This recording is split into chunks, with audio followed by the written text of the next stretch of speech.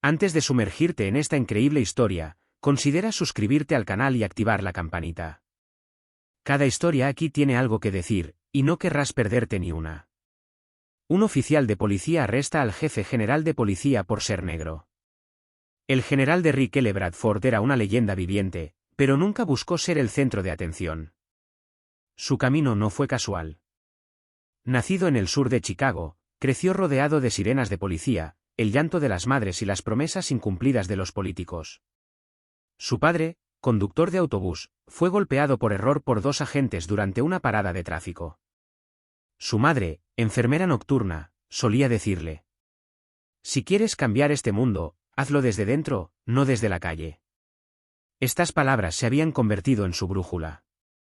A los 22 años, ingresó en la Academia de Policía. Fue uno de los 3 únicos afroamericanos de su generación y el único que se graduó como el mejor de su cohorte. Ya sabía que su uniforme no lo protegería de sospechas, pero había decidido que su comportamiento sí impecable.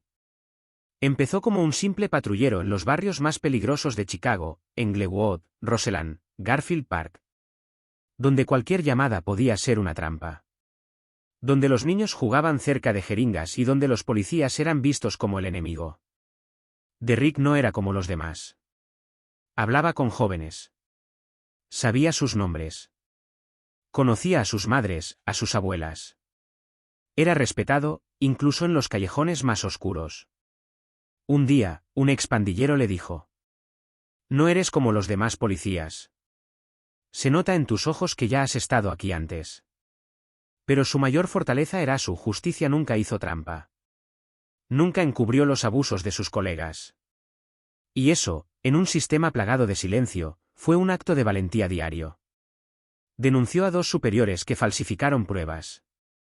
Testificó contra otro que golpeó brutalmente a un adolescente desarmado. Estas decisiones podrían haberle costado la carrera, pero forjaron su reputación. Año tras año, Derrick ascendió de rango. Teniente. Capitán. Comandante.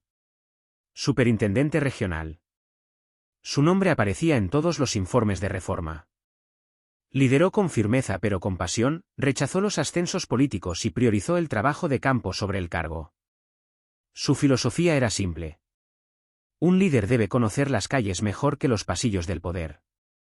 Pero fue su respuesta a los disturbios de 2022 lo que lo puso en el foco de atención nacional. Mientras la ciudad se sumía en el caos, Derrick se negó a militarizar la respuesta policial. Marchó por barrios en llamas, desarmado, rodeado de pastores y líderes comunitarios. Vídeos de él calmando a una multitud enfurecida se hicieron virales. No había pronunciado un discurso, simplemente había extendido la mano. Dentro del cuerpo, algunos susurraban: «Demasiado humano para ser un líder. Demasiado oscuro para la tradición. Demasiado honesto para perdurar». Pero fue precisamente esta humanidad, esta fidelidad a su color, a sus principios y a sus orígenes, lo que lo convirtió en un símbolo nacional. En 2025, después de años de presión popular, recomendaciones de comités especiales y una votación a puerta cerrada en el Senado Federal, Derrick L. Bradford fue nombrado jefe de Estado Mayor de la Policía Nacional, la posición suprema. Así se volvió el primer afroamericano en dirigir toda la fuerza policial del país. Su toma de posesión fue sobria. Sin pompa. Sin consignas. Solo un micrófono y esta frase: «No llegué a esta posición por el color de mi piel, sino por ella. Me enseñó a aceptarlo, a escuchar, a resistir y a amar a este país incluso cuando no me correspondía». Pero a pesar de las condecoraciones, a pesar de los honores, Derrick no se hacía ilusiones, sabía que su lucha apenas comenzaba. Porque ser negro al frente de la policía no significaba que el racismo estuviera derrotado. Simplemente significaba que el racismo ahora atacaría más sutilmente, a veces incluso bajo el uniforme. Una tarde de septiembre, la ciudad estaba envuelta en una ligera niebla, como un soplo discreto sobre los hombros de Chicago. Las farolas proyectaban una luz naranja sobre las aceras aún húmedas. El general Derrick L. Bradford acababa de salir de una reunión secreta con un grupo de abogados, psicólogos sociales y líderes comunitarios. Habían discutido el futuro de una reforma radical de la Policía Nacional, la eliminación de los controles discriminatorios, la incorporación de trabajadores sociales a los equipos de campo y la creación de comités de justicia popular. Un proyecto ambicioso, revolucionario, pero que amenazaba muchos intereses. Cansado pero lúcido, Derrick había decidido regresar sin escolta, conduciendo su sedán gris de la empresa, sin matrícula diplomática, sin sirena y sin guardaespaldas. Vestía vaqueros oscuros, un suéter negro de cuello alto y una chaqueta ligera. Nada indicaba que fuera el hombre más poderoso de la policía del país. Fue intencional. Lo hacía a menudo. Conducía solo de noche, por barrios pobres, por zonas grises, donde las patrullas eran más numerosas y estaban más nerviosas. Quería sentir la ciudad en su cruda verdad, como lo había hecho 30 años antes. No con los ojos de un jefe, sino con los de un hombre negro, solo en la calle. Conduciendo por una calle lateral, de repente vio luces azules y rojas intermitentes en la esquina de un callejón. Un control de carretera sin señalizar. Sin luces de construcción. Sin presencia civil. Solo una patrulla estacionada en ángulo, un cono torcido en la calzada, como una improvisación mal ejecutada. Él disminuye la velocidad instintivamente. En otras circunstancias, habría pedido un informe sobre esta instalación ilegal. Pero esa noche, vea lo que experimentó un hombre negro desconocido cuando se enfrentó a un cheque inesperado. Bajó la ventanilla. Un policía se acercó bruscamente. Ni siquiera se había tomado el tiempo de mirar al conductor. Joven, blanco, con el rostro tenso por la arrogancia o el miedo, mantenía la mano derecha cerca de su arma, como si ya estuviera a punto de desenfundarla. Papeles. Su voz se quebró como una orden militar, sin siquiera un buenas noches o un señor. Conducía demasiado despacio. Recibimos una alerta en esta zona. Hay movimientos sospechosos. Derrick giró levemente la cabeza, con la mirada neutra pero profundamente atenta. Reconoció en el tono del oficial esa mezcla tóxica de inseguridad personal y poder insatisfecho. Él extendió tranquilamente sus papeles a través de la ventana. Me llamo General Derrick Bradford. Regreso de una misión. Puede verificar mi identidad con la central. Pero en lugar de leer los documentos, el policía los tomó, apenas los miró y luego los arrojó casualmente al asiento del pasajero. Caminó alrededor del coche y abrió bruscamente la puerta del conductor, sin preguntar, sin avisar. «Salgan. Manos en el capó». Derrick no se movió. «Oficial, le pido una última vez que verifique mi identidad antes de continuar». Pero el joven parecía escuchar únicamente el latido de la sangre en sus sienes. «¿Qué te crees? ¿Que un traje y un nombre raro te excusan de obedecer? Tienes suerte de que no te ponga una multa de inmediato». Derrick salió lentamente. Levantó las manos y las apoyó tranquilamente sobre el capó. No temblaba. No estaba indignado. El observado quería medir la distancia entre la ignorancia de un hombre y el abismo en el que cayó la justicia cuando perdió la vista. El joven oficial dio un paso atrás ligeramente y sacó sus esposas. Se le sospecha de intento de fuga y de negativa a cooperar. Se opuso a una orden judicial. Cualquier cosa que diga podría ser utilizada en su contra. Pronunció la frase impactante como un robot y con la mirada evasiva. No sabía nada del hombre al que acababa de esposar. No sabía que el mundo que creía proteger era este hombre quien lo había construido. Que las reglas que afirmaba hacer cumplir era ese hombre quien los había escrito. Que el uniforme que llevaba era ese hombre quien llevó la versión definitiva. Y Derrick, esposado, lo dejó hacerlo. No por debilidad. No por miedo. Pero porque sabía que ese momento se convertiría en una lección para todo el país. A veces hay que aceptar ser humillado para que el sistema muestre su verdadera cara. Llegado a la comisaría del sector 14, Derrick Bradford fue escoltado sin contemplaciones por dos agentes silenciosos. Nadie lo saludó. Nadie miró sus papeles. Lo condujeron a una sala de espera de paredes opacas, bajo una luz de neón intermitente, entre una silla destartalada y una cafetera rota. Estaba sentado, esposado, mirando el reloj agrietado de la pared. Cada minuto pasaba como un cruel recordatorio, no estaba allí como general, sino como un hombre negro en un sistema que seguía ciego. En la oficina contigua, el agente Rick Arlon estaba inquieto frente a su computadora. Escribía frenéticamente su informe de arresto, con el ceño fruncido y la mandíbula apretada. El tono de su mensaje era frío, acusador. Individuo que se niega a obedecer. Actitud sospechosa. Dudas sobre la identidad declarada. Clara falta de cooperación. Posible vínculo con una red local no identificada. Acababa de escribir, sin saberlo, la acusación más grotesca de su carrera. En ese momento, la puerta de la comisaría se cerró de golpe. Unos pasos pesados resonaron en el pasillo. Capitán Martín Ziegler, un veterano de la vieja escuela, entró en la estación como un toro furioso. Con la cara roja, el bigote tembloroso y los ojos llenos de ira. Arlon. En mi oficina. Inmediatamente. Rick saltó, se levantó torpemente, con las manos sudando. Ziegler cerró la puerta detrás de ellos y dejó caer un archivo sobre su escritorio. ¿Quieres explicarme este circo? Señor. Arresté a un sospechoso en una zona de alto riesgo. Dijo ser general de policía. No tenía insignias ni placa. Y sus documentos me parecieron cuestionables. Ziegler abrió el expediente y sacó una tarjeta de identificación dorada, sellada con el sello federal. ¿Lo dudó? Acabas de esposarte. General de Rick L. Bradford, jefe supremo de la Policía Nacional. El que ven en la televisión durante las conferencias de crisis, el que tiene su nombre impreso en su propio manual de instrucciones. Rick palideció. Se quedó sin aliento. No, eso no es posible. Llevaba un suéter negro, vaqueros, y conducía un coche sin distintivos. Ziegler lo miró sin piedad. Y era negro. ¿A eso te refieres, Arlon? ¿Quieres decir que no parecía un oficial de alto rango, porque era negro y vestía bien? ¿Quieres decir que un hombre negro soltero, tranquilo y con buena educación no puede ocupar el cargo más alto del país? Acabas de resumir, en un solo arresto, todo lo que llevamos 20 años intentando desmantelar. Rick dio un paso atrás. Estaba pálido, conmocionado, como si le hubieran dado un golpe. Pero, no me gritó. No se defendió. Simplemente, obedeció. Ziegler apretó los puños. Porque es un líder. Porque mientras tú escribías informes falsos, él escribía la historia. Podría haberte destruido en el acto.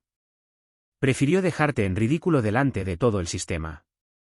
Rick sintió que el corazón le latía con fuerza en el pecho. Una náusea lo invadió.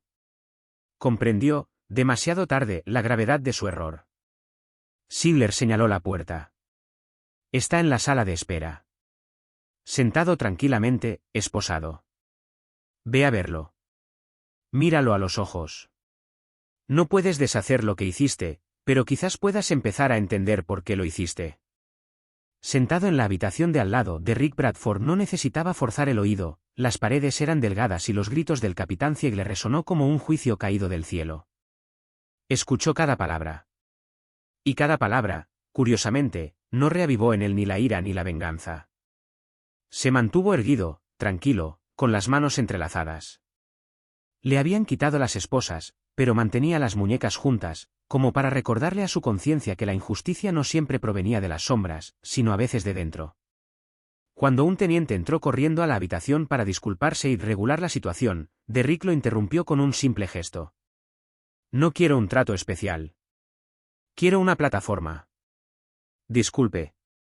¿Una conferencia de prensa, general? Sí.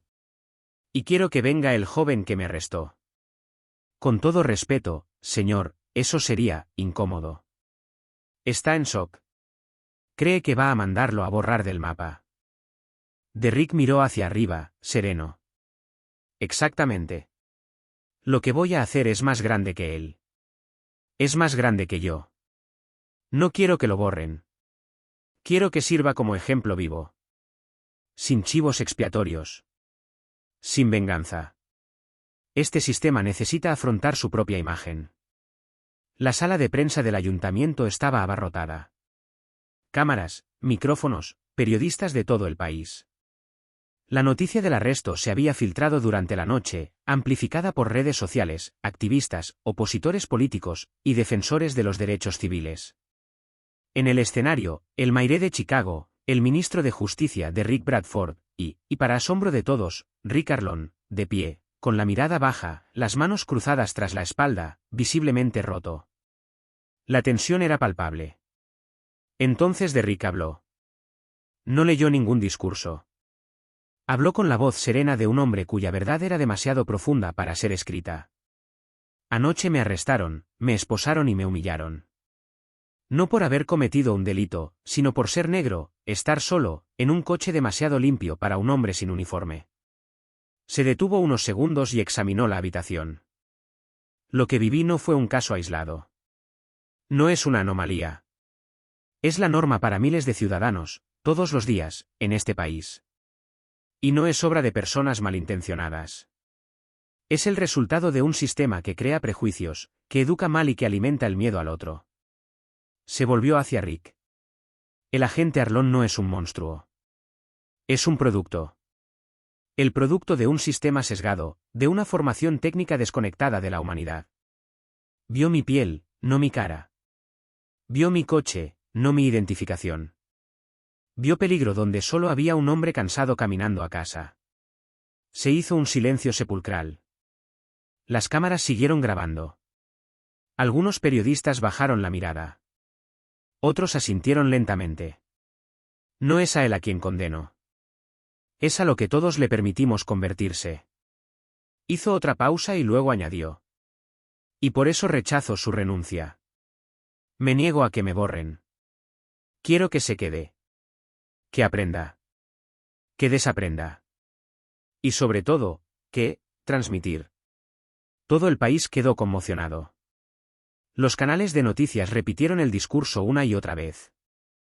En redes sociales, se enfrentaron dos bandos. Algunos aplaudieron, coraje moral, la visión sistémica de Rick, su rechazo a la venganza.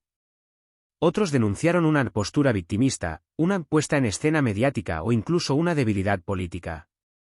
Pero lo que pocos sabían, es que esta conferencia marcaría el comienzo de una nueva era. Rick Arlon, profundamente conmovido, pidió hablar en privado con Rick esa noche. Entró en la oficina del general con manos temblorosas. No sé si merezco todo esto. De hecho, ni siquiera sé si merezco seguir en la policía. Rick se levantó lentamente. Puede que no merezcas un título. Pero mereces la oportunidad de mejorar. Y es esa oportunidad la que te hará útil al mundo. Tomarás la capacitación que estoy organizando. Sobre sesgos inconscientes. Sobre la historia de la violencia sistémica. Sobre la escucha activa. Y luego irás a escuelas. Hablarás con jóvenes. Les contarás lo que hiciste, lo que creías, y lo que aprendiste. Rick asintió en silencio, con los ojos empañados. Ese día no solo se convirtió en un hombre cambiado. Se convirtió un testigo vivo del cambio. Un año después, el programa Bradford había superado todas las expectativas. Iniciado inicialmente en 3 ciudades piloto, se había extendido a una velocidad deslumbrante gracias a sus resultados tangibles. En 28 estados se reformaron comisarías enteras, se reentrenó a los agentes y se redefinieron los protocolos. El programa combinó talleres intensivos sobre sesgos inconscientes, de inmersiones comunitarias, del testimonios de víctimas, y sobre todo, un cambio radical en los criterios de reclutamiento y promoción. Los efectos fueron notables, la tasa de incidentes raciales durante las paradas policiales se redujo en un 35% en las zonas afectadas. Por primera vez en mucho tiempo, en algunos barrios los padres negros se atrevieron a decirles a sus hijos, pueden confiar en este oficial de policía. Los periódicos titulaban: El milagro de un hombre humillado que rechazó el odio. Un policía reformado, una nación que respira. Bradford, el hombre que desarmó los prejuicios sin disparar una bala. Mientras tanto, Rick Arlon se volvió irreconocible. La arrogancia, la rigidez, la mirada desconfiada que alguna vez tuvo hacia las personas de color habían dado paso a una humildad lúcida. Se incorporó al equipo docente del programa y se convirtió en uno de los mejores formadores de justicia justa del país. Visitó universidades, academias de policía, escuelas secundarias en barrios desfavorecidos, incluso prisiones. En todas partes, habló. No como un héroe, sino como un hombre que había fracasado, y que había tenido la gracia de ser levantado antes de caer. Durante un discurso en la Universidad Howard, un estudiante negro le hizo esta pregunta. ¿Qué te cambió de verdad? ¿La vergüenza? ¿El miedo? Rick pensó un momento, con la mirada perdida en el recuerdo. Luego respondió. Lo que me cambió, no fue lo que experimenté. Fue lo que él, de Rick Bradford, no hizo podría haberme destrozado. Tenía el poder para hacerlo. Y aún así, me miró y dijo, te quedarás. Aprenderás. Y servirás. Vio en mí, más que un racista uniformado, él vio un hombre que todavía podía elegir el bien, un hombre que no sabía que aún era capaz de llegar a ser. Y añadir, en un profundo silencio. Porque un hombre al que humillé, me tendió la mano en lugar de aplastarme. Esta frase se convirtió en uno de los lemas del movimiento reformista que siguió. Grabado en las paredes de ciertas comisarías, escrito en placas de instrucción, repetido en academias. Extiende la mano, o serás el arma de tu propia ceguera. El programa Bradford se convirtió en un modelo internacional. Delegaciones de Europa, Sudamérica e incluso África vinieron a estudiar su método. Y de Rick L. Bradford, humilde, siempre se negó inicialmente a que el programa llevara su nombre. Pero ante la insistencia de alcaldes, ciudadanos e incluso el presidente, cedió. Porque este programa, como él, nació de una herida, pero había elegido el camino de curación compartida.